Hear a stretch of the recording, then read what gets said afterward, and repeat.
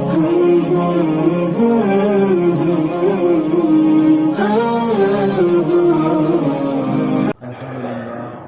لله نحمده ونستعينه ونستغفره ونؤمن به ونتوكل عليه ونعوذ بالله من شرور أنفسنا ومن سيئات أعمالنا ونعوذ بالله من شرور أنفسنا ومن سيئات أعمالنا ونعوذ بالله من شرور أنفسنا ومن سيئات أعمالنا من يهده الله فلا مضل له ومن يضلله فلا هادي له ونشهد أن لا إله إلا الله وحده لا شريك له ونشهد أن سيدنا مولانا محمدا عبده ورسوله صلى الله عليه وعلى آله وأصحابه وأتباعه أما بعد فأعوذ بالله من الشيطان الرجيم بسم الله الرحمن الرحيم حميم والكتاب المبين إنا أنزلناه في ليلة مباركة إنا كنا منذرين فيها يفرح كل أمر حكيم أمرا من عندنا إنا كنا مرسلين صدق الله العظيم.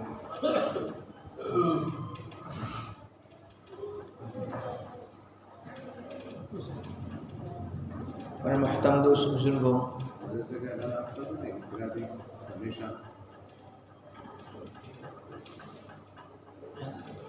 کتابیں کدھر ہیں؟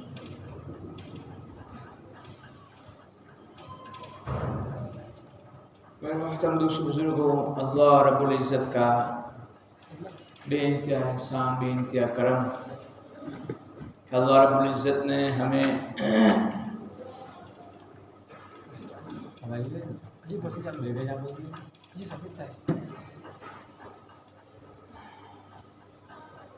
اللہ رب العزت نے ہمیں شعبان جیسا مبارک مہینہ عطا فرمایا اور اس کا کچھ عرصہ گزر چکا ہے۔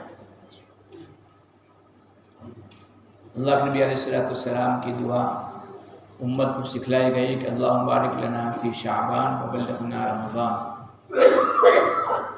رجب کا مہینہ گزر گیا، شعبان کا مہینہ بھی آدھے سے قریب ہے۔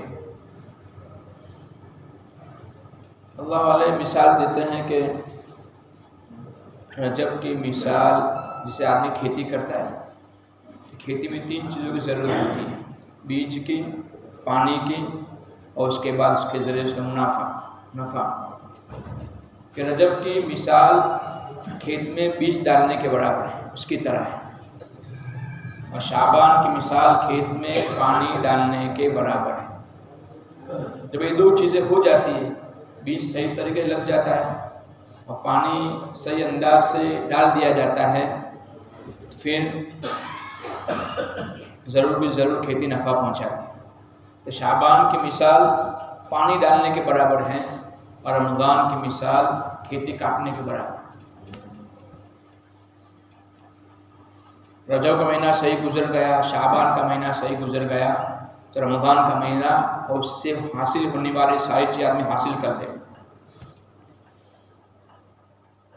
اسی طرح مثال دیتے ہیں کہ جس طریقے سے بارش آنی ہوتی ہے تو بارش آنے سے پہلے بادل آتے ہیں، اس کے بعد ٹھنڈی ٹھنڈی ہوائیں چلتی ہیں، یہ علامت ہوتی ہے کہ ان قریب بارش آئے گی۔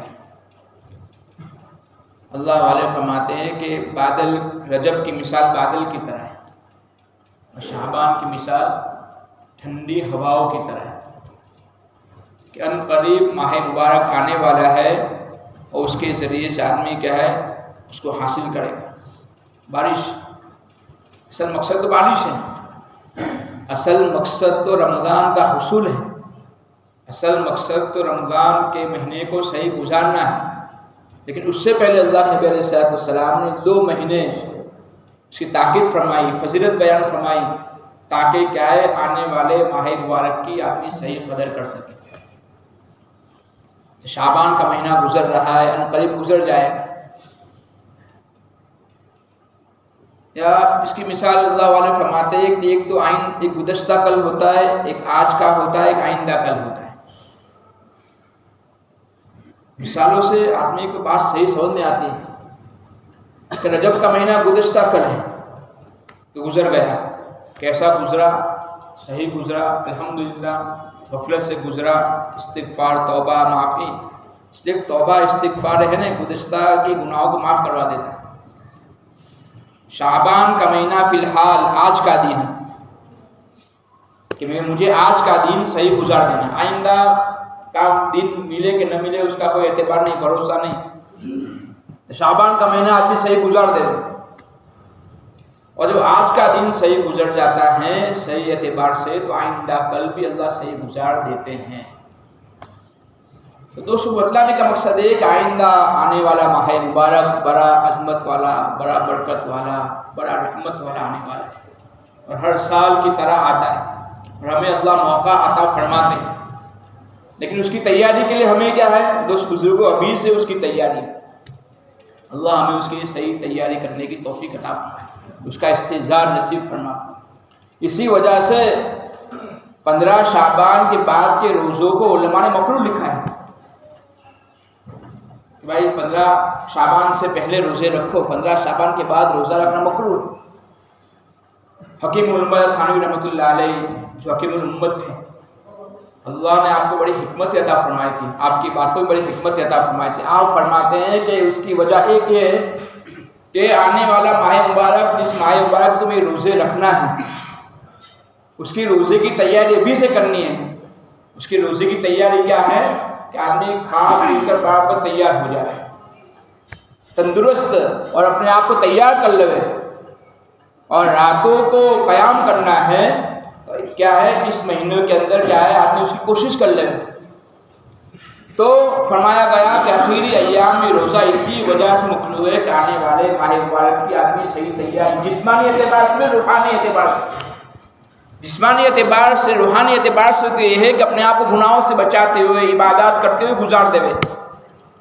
اور روحانی جسمانی اعتبار سے یہ ہے کہ رمضان سے پہلے روزے نہ رکھ کر اپنے آپ کو کیا ہے کھانا کھلا کر پلا کر تندرست رکھ لے، تاکہ مکمل طور پر رمضان کا مہینہ آوے تو آدمی کیا ہے اس کا صحیح استقبال کرنے والا، اس کو صحیح گزارنے والا ہو. اللہ ہمیں صحیح گزارنے کی توفیق عطا فرمائے. آج کا دن شعبان کا دن ہے، شعبان کا مہینہ ہے، ہمیں اس آج کے دن کی صحیح قدر کرنے کی توفیق عطا فرمائے تاکہ آئندہ دن ہمارا رمضان کا دن صحیح گزرے. دوسری بات دوستو بزرگوں یہ ہے کہ شب برات عنقریب آنے والی ہے. کہ برات کے معنی ہوتے ہیں بڑی ہونا، آزاد ہونا. اللہ رب العزت اس رات میں خصوصی رحمتیں نازل فرماتے ہیں، اس لیے اس کو شب رحمت بھی کہا جاتا ہے، شب برکت بھی کہا جاتا ہے، شب مغفرت بھی کہا جاتا ہے. اس لیے کہ اس رات میں مغفرت کا اعلان ہوتا ہے، اس رات میں اللہ کی طرف سے خصوصی رحمتیں متوجہ ہوتی ہے، اس رات میں برکتیں نازل ہوتی ہیں. اسی وجہ سے اس کو کیا ہے شب رحمت، شب مغفرت، شب برکت کہا جاتا ہے. جبریل صاحب تو ایک بار تشریف لائے کہ اللہ کے نبی سے فرمایا کہ نبی اللہ صلی اللہ علیہ وسلم آسمان کی طرف دیکھیے. تو آپ علیہ السلام نے آسمان کی طرف دیکھا تو جنت کے سارے دروازے کھلے ہوئے. تو جبریل نے فرمایا کہ یا نبی اللہ صلی اللہ علیہ وسلم آج کی رات بڑی مبارک رات ہے، شب برات ہے، لیلۃ من نصف من شعبان، جس کو حدیث میں کہا گیا شعبان کی آدھی رات فرمایا گیا. یہ رات ہے، اس رات میں اللہ رب العزت جنت کے سارے دروازے کھول دیتے ہیں ان مومنوں کے لیے جو مومنین مرد یا عورت اس رات میں عبادت میں گزارتے ہیں. اس رات کو دعاؤں میں، نمازوں میں، اللہ کی طرف متوجہ ہونے میں اور اللہ سے معافی مانگنے میں گزارتے ہیں. اسی وجہ سے فرمایا گیا کہ 5 راتیں اللہ کے یہاں بڑی معتبر، بڑی قیمت ہے اس کے یہاں. اور اس رات میں عبادت کرنے کی وجہ سے اللہ جنت کا حقدار بنا دیتے ہیں اور اس کے لیے جنت محل بنا دیتے ہیں. ایک شب قدر ہے، شب برات ہے، عیدین کی 2 راتیں ہیں اور عرفہ کی رات. ان 5 راتیں بڑی برکت والی، عظمت والی راتیں ہیں. تو دوست بزرگوں عنقریب شب برات آنے والی، اتوار اور پیر کے درمیان، اتوار اور سوموار کے درمیان والی رات شب برات بڑی عظمت والی رات ہے. اللہ کے نبی علیہ السلام اما عائشہ رضی اللہ تعالیٰ عنہ کے گھر پر قیام فرما تھا. آپ آرام فرما رہے تھے، اچانک اٹھے اور قبرستان گئے اور سارے مرحومین کے لیے آپ نے احسان ثواب فرمایا. اور مرحومین کے لیے کیا ہے پڑھ کر ایصال ثواب کیا۔ اما عائشہ رضی اللہ عنہا ڈھونڈتی ہوئی پہنچ گئی، یا نبی اللہ صاحب آپ یہاں؟ آپ نے کہا کہ عائشہ کیا سمجھ رہی تھی، کیا کوئی نبی خیانت کر سکتا ہے؟ پھر آپ نے فرمایا کہ مبارک رات ہے، عظمت والی رات ہے، اللہ رب العزت میں مغفرت فرماتے ہیں، 1000 2000 نہیں، 1,00,000 2 لاکھ نہیں، کروڑ 2 کروڑ نہیں، بلکہ ان گنت بے شمار لوگوں کی اللہ اس رات میں مغفرت فرماتے ہیں، ان کے گناہوں کو معاف فرما دیا جاتا ہے۔ دوست گزرو، مغفرت والی رات آ رہی ہے، اپنے آپ کو اللہ سے معافی کرانے کی رات آ رہی ہے، توبہ استغفار کی رات آ رہی ہے، اپنے آپ کو جہنم سے برات اور جہنم سے بری ہونا، جہنم سے اپنے آپ کو آزاد کرانے کی رات آ رہی ہے۔ اللہ اس رات میں پہلے آسمان پر آ کا اعلان کیا جاتا ہے کوئی معافی چاہنے والا، المستغفرین، ہے کوئی استغفار چاہنے والا، توبہ استغفار کرنے والا، معافی چاہنے والا، ندامت کے آنسو بہانے والا، میرے سامنے آ جاوے، میرے دربار میں آ جاوے، ندامت کے ساتھ اپنے گناہوں کا اقرار کر لے اور اقرار کر کے اپنے آپ کی کیا ہے معافی کرا لے، میں اس کو معاف کر دوں گا۔ دوست بزرگوں، اللہ رب العزت بڑے معاف کرنے والے ہیں، بڑے رحم کرنے والے ہیں۔ یا عبادی الذین اسرفوا علی انفسہم لا تقنطوا من رحمت اللہ، او میرے بندو تمہیں کیا ہو گیا ہے؟ جنہوں نے اپنے اوپر ظلم کیا ہے گناہ کر کے، اللہ کو ناراض کر کے، لا تقنطوا من رحمت اللہ، اللہ کی رحمت سے مایوس نہ ہو، اللہ کی رحمت سے مایوس نہ ہو، اللہ بڑے معاف کرنے والے ہیں اور بڑے بڑے گنہگاروں کو اللہ نے معاف کیا ہے۔ دوستو اس رات میں اللہ کی طرف سے اعلان ہوتا ہے، معافی کا اعلان ہوتا ہے اور معاف کرنے کا اعلان ہوتا ہے، ان لوگوں کی معافی ہو جاتی ہے جو اللہ کے دربار میں حاضر ہوتے ہیں، اللہ کی طرف متوجہ ہوتے ہیں، توبہ استغفار کرتے ہیں۔ اس لیے فرمایا قوموا لیلہا، اس رات میں قیام کرو، صوموا نہارہا، اس کے دین میں روزے رکھو، روزہ رکھو۔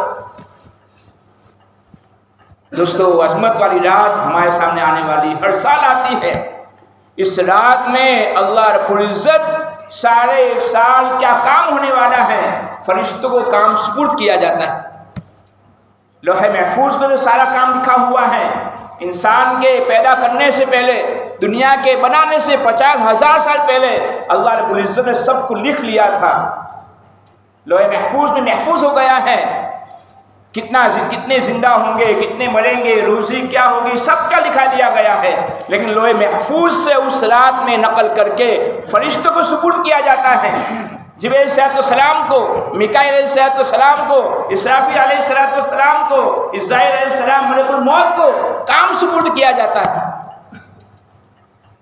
کیا حالات آنے والے ہیں، کس پر کیا مصیبت آئے گی، کس پر کیا بیماری آئے گی، کتنی روزی ملے گی، کون زندہ رہے گا، کس کو موت آنے والی ہے، کون حج کرنے والا ہے، یہ ساری چیزیں دوست بزرگوں اس رات میں فرشتوں کو سپرد کیا جاتا ہے۔ کسی کے بارے میں برے حالات ہیں، کسی کے بارے میں بیماریاں ہیں، کسی کے بارے میں پریشانیاں ہیں، ساری چیزیں ہیں، لیکن دوست بزرگوں اللہ رب العزت نے مسلمانوں کو، ایمان والوں کو ان پریشانیوں کی حفاظت کے دعا والا عمل دیا ہے۔ رات تو آئے گی ایک رات، لیکن دین میں 6 مرتبہ ایمان والوں کے موقع دیا جاتا ہے دعا کی قبولیت کا۔ ایک تو تہجد کا، صبح سویرے کا وقت ہے جس وقت دعائیں قبول ہوتی ہیں، اور 5 نمازوں کے بعد دعائیں قبول ہوتی ہیں۔ راتیں تو مبارک راتیں آتی رہتی ہیں، مبارک ایام آتے رہتے ہیں، لیکن روزانہ اللہ رب العزت اپنے بندوں کی آواز کو سننے کے لیے، میرا بندہ مجھ سے کچھ مانگے، میرے سامنے جھکے، میرے سامنے ہاتھ پھیلاوے، یا ایھا الناس انتم الفقراء الی اللہ واللہ هو الغنی الحمید، اے لوگو، یا ایھا الناس انتم الفقراء، تم فقیر ہو، تم غریب ہو، تم لاچار ہو، تم کمزور ہو، انتم فقراء الی اللہ واللہ هو الغنی الحمید، اللہ کیا ہے، بے نیاز ہے، اللہ غنی ہے، اس سے مانگو، جو دیتا ہے خوشی سے، کہتا نہیں کسی سے، اللہ سے مانگو۔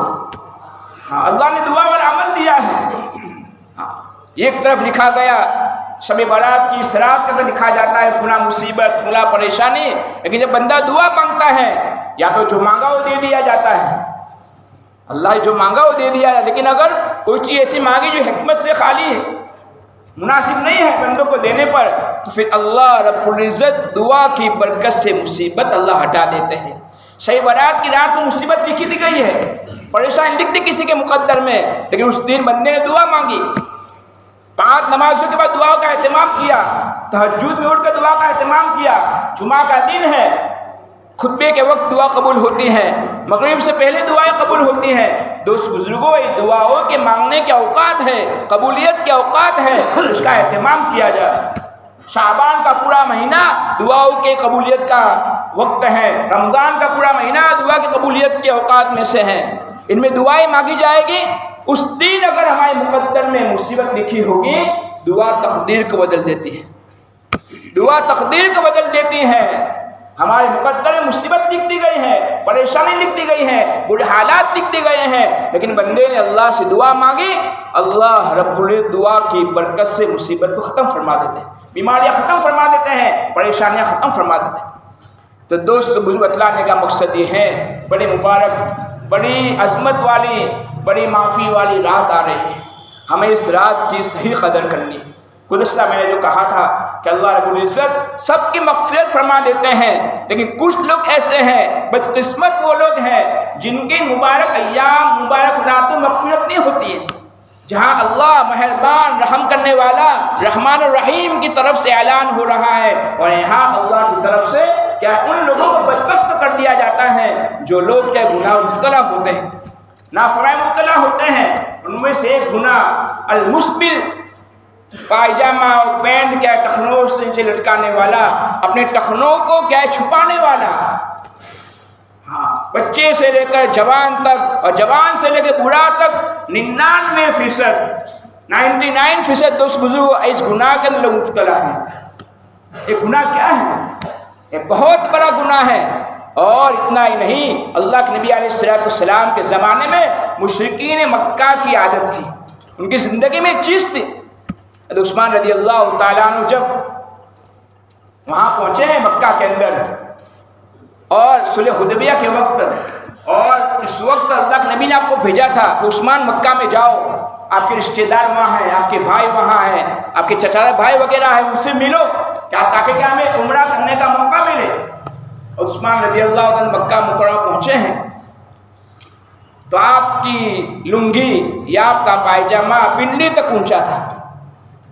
تو ان کے بھائی نے کہا کہ عثمان تم مکہ میں آئے ہو، تو تجھے معلوم ہے کہ مکہ کے رئیس اور مکہ کے بڑے لوگوں کی عادت یہ ہے، جتنا بڑا رئیس، جتنا بڑا مالدار، اتنی اس کی لنگی نیچے۔ جیسے آپ کے زمانے میں عرب کے لوگ دیکھیں ہم، لمبے لمبے جو کرتے پہنتے، جتنا بڑا ہوتا ہے اتنا کرتا لٹکتا زیادہ ہوتا ہے، تو اس وقت ایسا تھا۔ تو کہا کہ عثمان میں یہ تو یہ نہیں کہتا کہ تم کیا ہے ٹخنوں کو چھپا دو، میں کہتا ہوں کہ تھوڑا سا پائجامہ نیچے لٹکا دو تاکہ تمہاری پنڈلی چھپ جائے۔ اور عثمان رضی اللہ تعالیٰ اس وقت جواب دیا ہے، غرض سے گئے ہوئے تھے تاکہ عمرے کی اجازت مل جائے۔ صلح حدیبیہ کے موقع پر اللہ کے نبی اور صحابہ باہر کھڑے ہوئے ہیں، کفار مکہ نے منع کیا تھا آپ عمرے میں نہیں آ سکتے، مکہ میں داخل نہیں ہو سکتے، لیکن دوست بزرگ اس وقت عثمان رضی اللہ فرمایا کیا ان بیوقوفوں کی وجہ سے میں اپنے حبیب صلی اللہ علیہ وسلم کی سنت کو چھوڑ دوں؟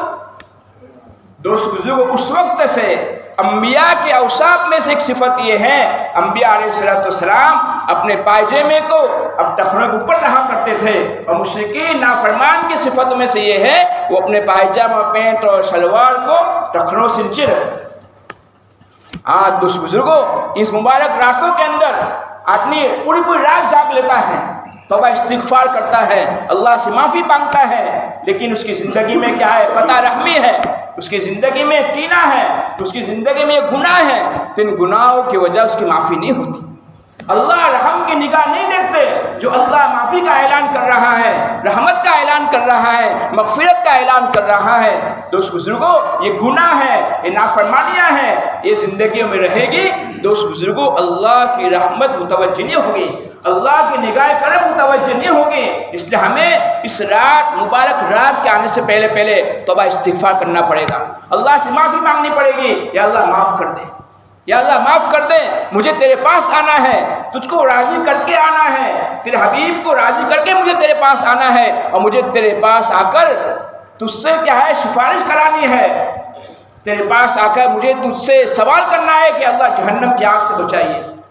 اللہ رب العزت اس رات میں بنو کلب کی بکریوں کے بالوں سے زیادہ بہت سے لوگوں کو جہنم کی آگ سے آزاد فرماتے ہیں، لیکن ان گنہگاروں کو اللہ رب العزت دوست بزرگوں معاف نہیں فرماتے، ان کے لیے جہنم کی آزادی کا اعلان نہیں ہوتا۔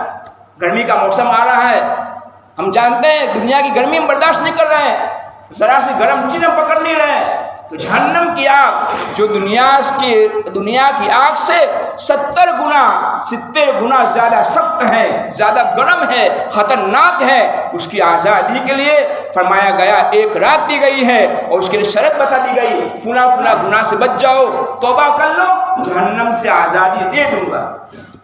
اس لیے دوست بزرگوں مبارک رات آ رہی ہے، شب برات، ہمیں اس رات میں کیا ہے اپنے آپ کو جو گناہ ہمارے اندر ہے 6 طرح کی گنہگار کی اللہ معافی کا اعلان نہیں فرماتے، وہ گناہ اگر ہماری زندگی کے اندر ہے، قطع رحمی ہے، قطع تعلق ہے، اللہ کو راضی کرنے کے لیے، اپنے آپ کو جہنم سے آزاد کرانے کے لیے تھوڑا آدمی نرم ہو جاوے، تھوڑا آدمی جھک جاوے، اپنے آپ کو چھوٹا بنا لے اور معافی مانگ لے یا معاف کر دے گا، انشاءاللہ کیا ہوگا، اللہ کو رحم آ جائے گا، اور اللہ رب العزت اس بزرگوں اس مبارک رات کے اندر جہنم سے آزادی کا اعلان فرما دیں گے۔ جا میرے بندے، تو نے میرے لیے صلح رحمی کر لی، تو نے میرے لیے اپنے بندے سے راضی ہو گیا، تو میرے لیے اپنے بندے کو تو نے معاف کر لیا، آج میں تجھے معاف کرتا ہوں۔ اتنا سستا سودا ہے، اتنا آسانی والا معاملہ ہے۔ اس لیے دوست بزرگوں آدمی اپنے دل کے اندر جہنم کو سامنے رکھے، اپنے اندر جنت کا شوق سامنے رکھے، اللہ کی رضا سامنے رکھے، انشاءاللہ سارے کام آسان ہو جائیں گے، کٹھن سے کٹھن کام بھی آسان ہو جائے گا، اللہ کے سامنے جھکنا بھی آسان ہو جائے گا، اپنے بھائی سے معافی مانگنا بھی آسان ہوگا۔ اللہ سے دعا ہے کہ اللہ رب العزت ہمیں ان تمام باتوں پر عمل کرنے کی توفیق عطا فرمائے، اور آنے والے ماہ مبارک کی صحیح قدر کرنے کی توفیق عطا فرمائے، اور جو مبارک رات آ رہی ہے اس مبارک رات کی بھی اللہ صحیح قدر کرنے کی توفیق عطا فرمائے۔ وما علینا الا البلاغ۔